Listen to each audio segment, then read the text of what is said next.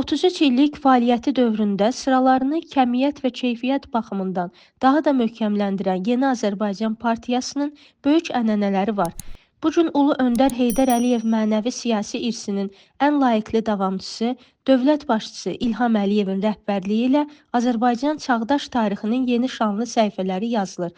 Milli Məclisin deputatı Mübariz Qurbanlı bildirib ki, 1992-ci il noyabr ayının 21-də Naxçıvanda 550 nəfər nümayəndələrin iştirakı ilə Yeni Azərbaycan Partiyası təsis edildi. Ulu Öndərin rəhbəri olduğu Yeni Azərbaycan Partiyası Azərbaycanın çətin və ağırlı günlərində yaradılmışdır.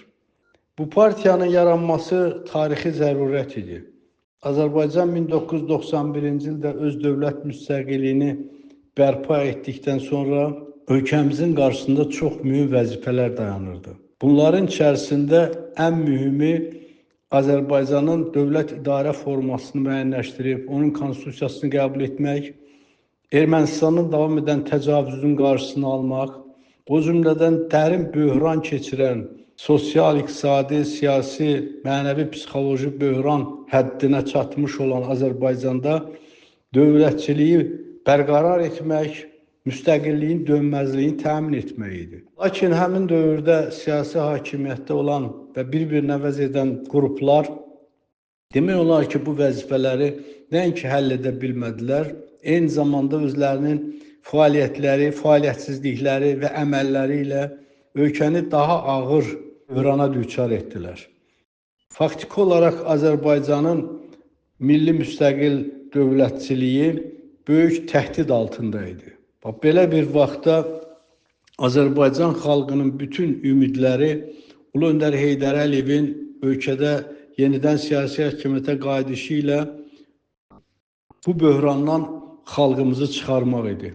Belə çağırışlar edilirdi, məlumatlar, yazılar gedirdi və Naxçıvanda olan və Naxçıvanı qoruyan, o cümlədən Naxçıvanda apardığı işlərlə bağlı oradakı vəziyyəti sabitləşdirən Ulu Öndər Heydər Əliyevə belə müraciətlərdən biri həmin dövrdə partiyamızın Qızıl Fondu adlanan 91-lərin müraciətində öz əksini tapmışdı.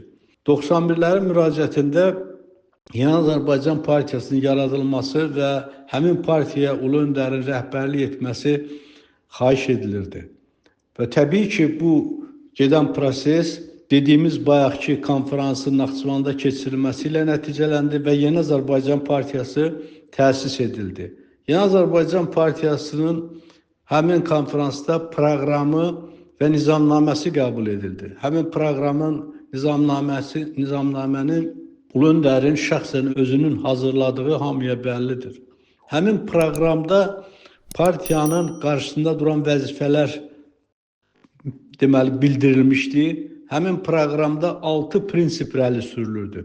Bu prinsiplər Azərbaycançılıq, vətəndaş həmrəyliyi, qanunçuluq, demokratiya, siyasi varislik, sosial ədalət.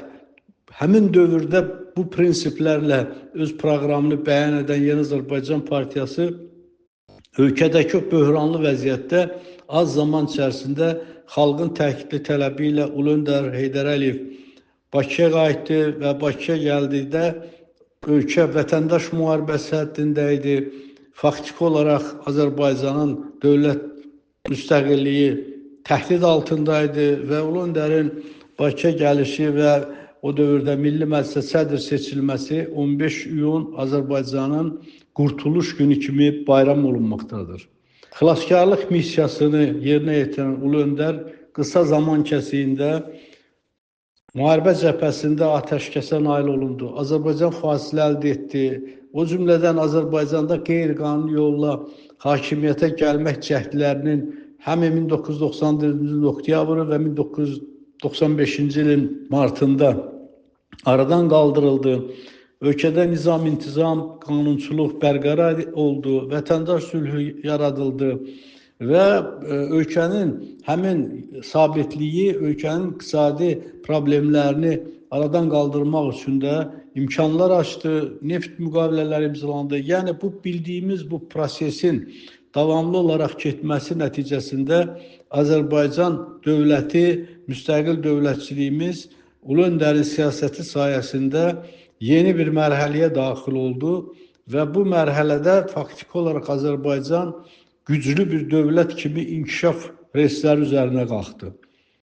Ulu Öndərimizin siyasəti Prezidentimiz Cənab İlham Əliyev tərəfindən uğurla davam etdirildi və bugün də Heydər Əliyev yolu ilə Azərbaycan irəliləməkdədir.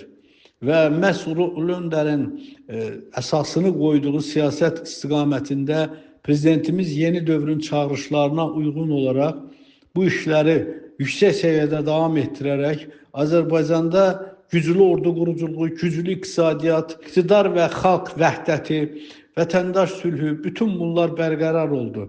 Ölkədə vətənpərvərlik ruhu yüksək səviyyəyə qalxmışdı və hamımıza məlumdur ki, ermənilərin işğalçılıq hərəkətlərinə cavab olaraq Azərbaycan 2020-ci ildə 44 günlük vətən müharibəsində ölkəmizin ərazi bütövlüyünün bərpası üçün hərbi əməliyyatlar həyata keçirildi və hərbi əməliyyatlar nəticəsində erməni silahlı birləşmələri ağır məğlubiyyətə düçar olaraq kapitulyasiya aktına imza atmaq məcburiyyətində qaldılar.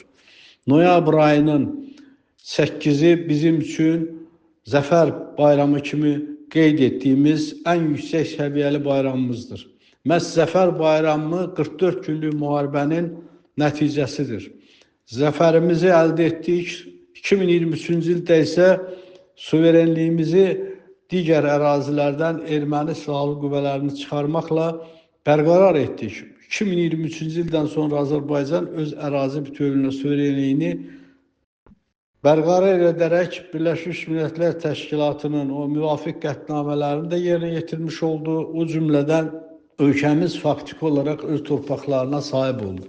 Yəni bütün bunlar Ulu Öndər Heydər Əliyev siyasətidir. Ulu Öndərin qurduğu Yeni Azərbaycan Partiyası bu siyasətin həyata keçirilməsində fəal iştirak edən partiyadır və Yeni Azərbaycan Partiyasının söykəndiyi təməl prinsipləri partiyamızın 7-ci qurultayında 2021-ci ilin martında keçirilən qurultayda daha yeni dövrün çağırışları nəzərə alınmaqla 10 prinsip kimi təsbit edildi.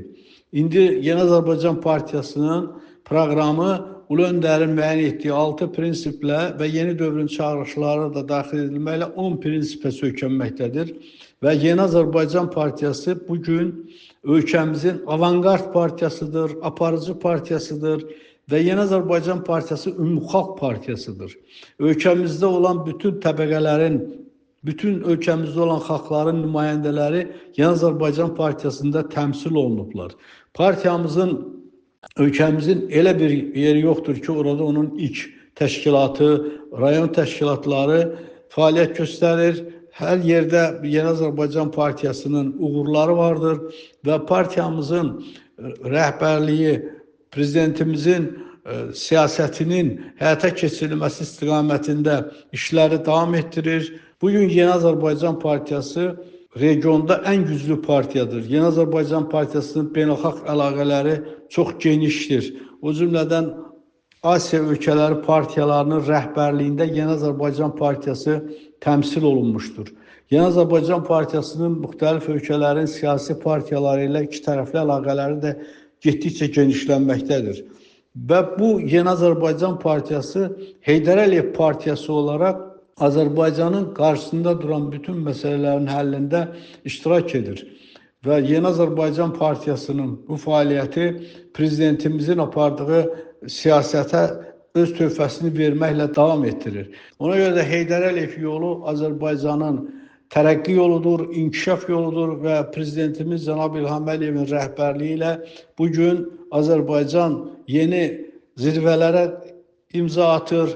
Avqust ayının 8-də Vaşinqtonda ilkin variantın paraflanması Azərbaycanın uğurudur. Eyni zamanda bu günlərdə Mərkəzi Asiya ölkələrinin toplantısında Azərbaycan da Mərkəzi Asiya ölkələri görüşünün bərabər hüquqlu üzvü olması da Azərbaycanın uğurudur. Türk Dövlətləri Təşkilatında Azərbaycan aparıcı rol oynayır və bu bizim prezidentimizin apardığı siyasətdir, bu Heydər Əliyev siyasətidir, Heydər Əliyev yoludur və Heydər Əliyev partiyası da bu yolda hər zaman prezidentimizin siyasətinin irəli aparılmasında, təşviqində, təbliğində öz töhfəsini verən partiyadır. Mən partiyamızın bütün üzvlərini 21 noyabr partiyamızın yaranmasının 33-cü ili münasibətilə təbrik edirəm, uğurlar diləyirəm və əminəm ki, Yeni Azərbaycan Partiyası Ulu Öndər Heydər Əliyev yolu ilə əbədi olaraq öz fəaliyyətini davam etdirəcəkdir.